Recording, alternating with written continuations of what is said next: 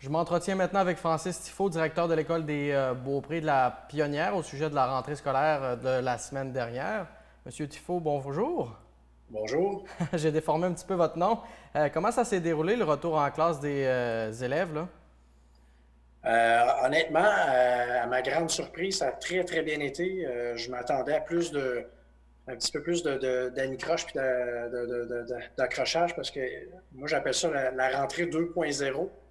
C'est une rentrée scolaire qu'on n'a jamais fait. Donc, en si peu de temps, d'organiser tout ça, honnêtement, là, je lève mon chapeau à toute l'équipe. Ça s'est super bien passé. Est-ce qu'on avait préparé les élèves et les parents à cette rentrée scolaire qui se voulait bien différente? Oui, nous, on a eu la nouvelle le mardi, là, puis le vendredi, les parents recevaient oui, on a envoyé des écrits, là, des lettres avec des recommandations là, qui viennent de la santé publique. Mais nous, à l'intérieur, il y a une équipe qui avait préparé une vidéo pour préparer les élèves, là, pour qu'il y ait un visuel de comment c'était pour se passer. Parce qu'évidemment, déjà, rentrer à l'école pour certains élèves, c'est un stress.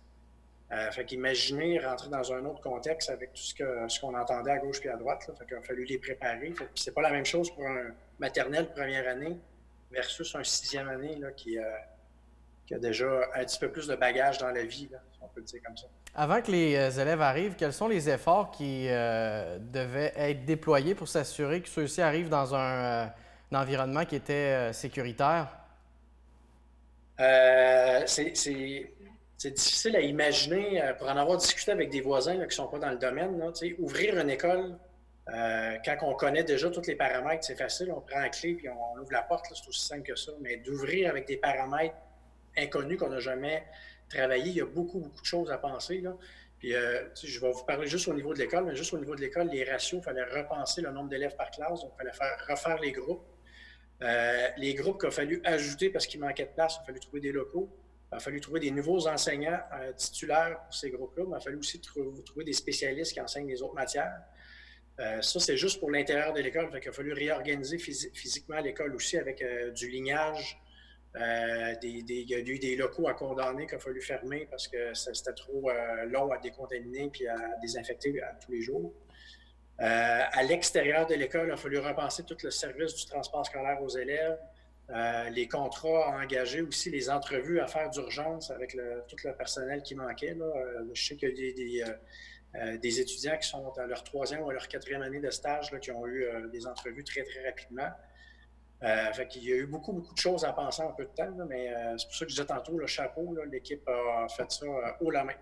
Beaucoup de défis qui se sont présentés à vous. Est-ce que le fait de respecter la distanciation sociale représente le plus important défi à relever pour les enfants? Oui, je vous dirais que c'est un défi, comme je disais tantôt, surtout pour les plus petits, maternelle, première année, deuxième année, là, les élèves, la conscience de, on va appeler ça comme ça, la bulle, là, c'est quelque chose qui se développe aussi à long terme. Il y a des enfants qui sont portés à faire des colleux de façon naturelle aux amis, c'est une façon de démontrer. Fait que cette partie-là, il y a de l'éducatif à faire. On a une très belle collaboration des parents là-dessus aussi, mais il y a des ajustements à faire. C'est pas une cachette. Là, je vais vous dire que ça a été des défis. Puis là, les jeunes ont manqué un mois d'école. Comment ça se passe au niveau de l'enseignement? Là? Je présume qu'il y a eu une réorganisation à faire de ce côté-là?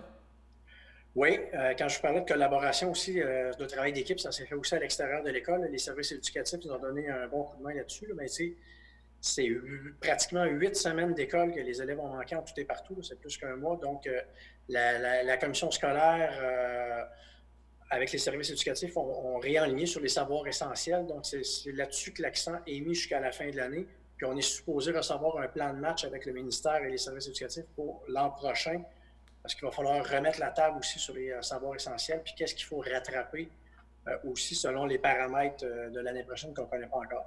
Donc, les jeunes doivent maîtriser certains apprentissages pour passer au niveau suivant, c'est ce que je comprends? Oui, pour l'instant, la note et le résultat, le ministère nous a demandé de nous baser sur la première et deuxième étape pour porter notre jugement. Et les savoirs essentiels, c'est plus pour rattraper ce qui n'a pas été le temps perdu, puis faire la révision sur ce qui est le plus important. Mais on met la table sur vraiment ce qui est essentiel pour passer l'élève à l'année suivante.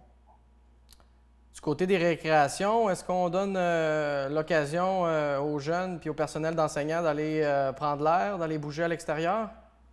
Oui, nous, le mot d'ordre qui avait été demandé par la commission scolaire, c'est d'essayer de revenir le plus à la normale possible en respectant le 2 mètres.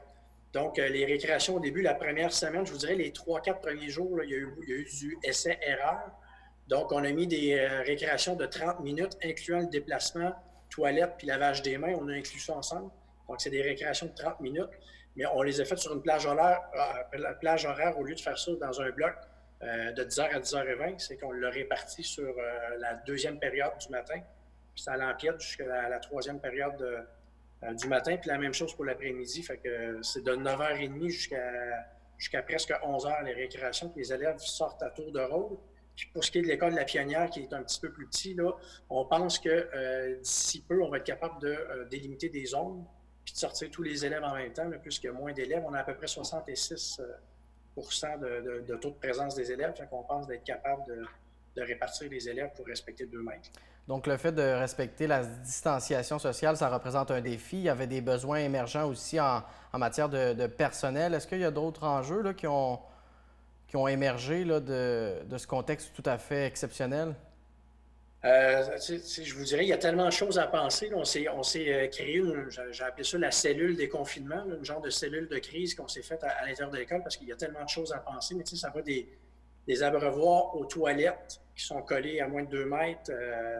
Il a fallu coordonner des choses comme ça. Les lignes à mettre par terre parce que quand il y a une circulation dans les corridors, c'est pas la même distanciation. Donc, il a fallu repenser même les corridors. Il y a des places qu'on a mis des sens uniques. Okay. Il y a des endroits qu'on a mis juste une ligne au milieu, puis on apprend aux élèves on a mis des points. La commission scolaire avec les ressources matérielles sont venus peinturer des points dans la cour d'école pour que les élèves voient visuellement c'est quoi le 2 mètres. Il y a plein de petits détails comme ça qu'il faut penser. Les ratios dans la classe, c'est facile.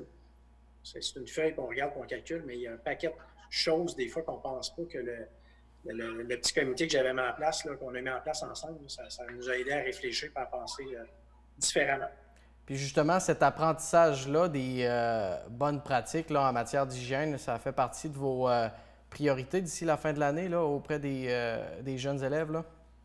Oui, je vous dirais que c'est nous, on fonctionne beaucoup par routine, puis avec le SCP, là, qui est l'intégration des comportements par le positif. C'est qu'on a demandé au personnel d'y aller pas juste par avertissement, mais de faire de l'éducation avec les élèves. C'est la première chose qu'on a mandatée, puis je vous dis, c'est autant dans la classe qu'au service de garde. C'est la première chose que les éducatrices et les enseignantes ont montré aux enfants.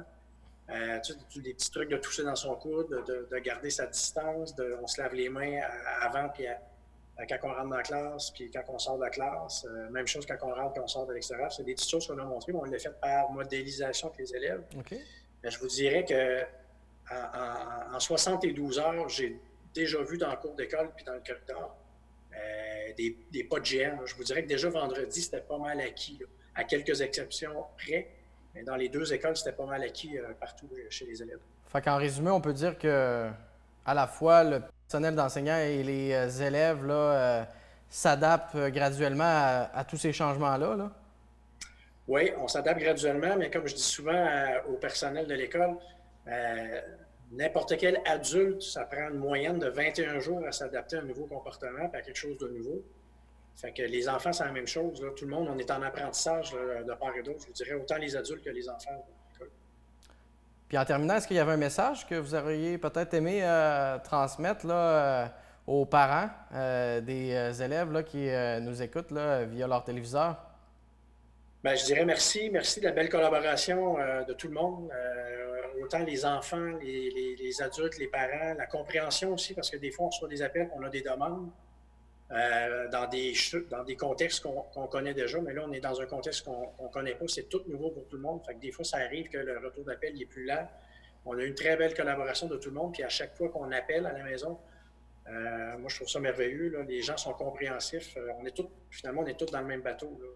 C'est pas juste la petite école de Beaupré-Pionnière qui est touchée. Là. C'est tout le monde, pratiquement, la grandeur du Québec. Fait que je pense que les gens sont très compréhensifs.